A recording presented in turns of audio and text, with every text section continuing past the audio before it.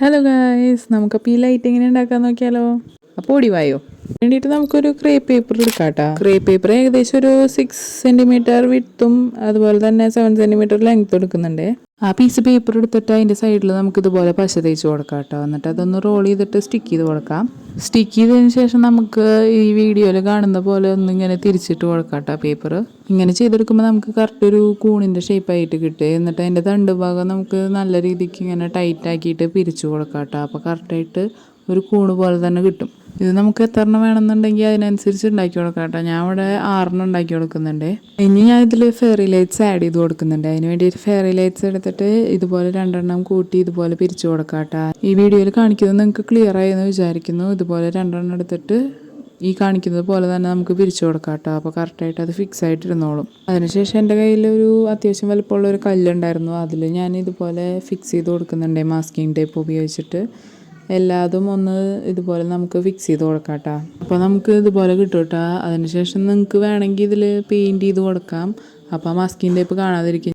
ഞാനിവിടെ tissue paper വെച്ചിട്ട് texture വർക്കാണ് കേട്ടോ ചെയ്ത് കൊടുക്കുന്നത്. അതിന് വേണ്ടിയിട്ട് ഒരു പാത്രത്തിൽ കുറച്ച് വെള്ളം എടുത്തിട്ട് ടിഷ്യൂ പേപ്പർ ഇതുപോലെ ചെറിയ പീസസായി കട്ട് ചെയ്ത് കൊടുക്കാം കേട്ടോ. അത് നല്ല രീതിക്ക് സോക്കായി കഴിഞ്ഞാൽ നമുക്കത് ജസ്റ്റ് ഇങ്ങനെ പിഴിഞ്ഞെടുക്കാം കേട്ടോ. അപ്പോൾ ഡ്രൈ ആയിട്ട് കിട്ടേ. പിന്നെ അതിലേക്ക് നമുക്ക് പെയിൻറ്റും അതുപോലെ തന്നെ ഫെവിക്കോളും ആഡ് ചെയ്യാം കേട്ടോ.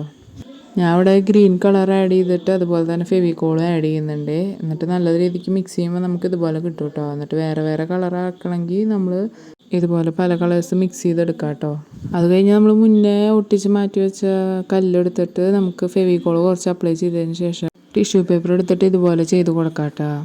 ഞാൻ ഇവിടെ ഒരു പ്ലക്കർ ഉപയോഗിച്ചിട്ടാണ് കേട്ടോ ഇതുപോലെ ചെയ്ത് കൊടുക്കുന്നത്. ജസ്റ്റ് ഇതുപോലെ ഒന്ന് കുത്തി കൊടുക്കുമ്പോൾ നമുക്ക് നല്ല രീതിക്ക് നമുക്ക് ആ മാസ്കിൻ ടേപ്പ് ഹൈഡായിട്ട് കിട്ടും കേട്ടോ. നല്ലൊരു ഗ്രാസ് പോലെ തോന്നും ചെയ്യും. അത് ഞാൻ ഈ മാസ്കിൻ ടേപ്പുള്ള എല്ലാ ഭാഗത്തും കവറാവാൻ വേണ്ടിയിട്ട് ഇതുപോലെ ചെയ്ത് കൊടുക്കുന്നുണ്ട്. പെയിൻ്റ് അടിച്ചാൽ അത് കവറാവും കേട്ടോ. നിങ്ങൾക്ക് വേണമെങ്കിൽ ഇതുപോലെ ചെയ്തെടുക്കാം, അല്ലെങ്കിൽ പെയിൻ്റ് അടിച്ചെടുക്കാം കേട്ടോ. ഇത് കംപ്ലീറ്റ് ആയിട്ട് ചെയ്തെടുക്കുമ്പോൾ തന്നെ നമ്മുടെ നൈറ്റ് ലാമ്പിന് നല്ലൊരു ലുക്ക് കിട്ടും കേട്ടോ. ഇപ്പോഴും നിങ്ങൾ ലൈക്ക് ചെയ്യാതെയാണ് വീഡിയോ കാണുന്നതെങ്കിൽ ജസ്റ്റ് ഒന്ന് ലൈക്ക് ചെയ്യണേ, സബ്സ്ക്രൈബ് കൂടി ചെയ്യണേ, ഇഷ്ടപ്പെട്ട കമൻറ്റ് ചെയ്യണേ. അപ്പോൾ നമ്മുടെ നൈറ്റ് ലാമ്പിൻ്റെ ലുക്ക് എങ്ങനെയുണ്ടെന്ന് പറയണേ. ഇത് ട്രൈ ചെയ്ത് നോക്കാൻ എന്തായാലും മറക്കണ്ട കേട്ടോ. വളരെ കുറച്ച് ഐറ്റംസ് വെച്ചിട്ട് തന്നെ നമുക്കിത് ഉണ്ടാക്കിയെടുക്കാം.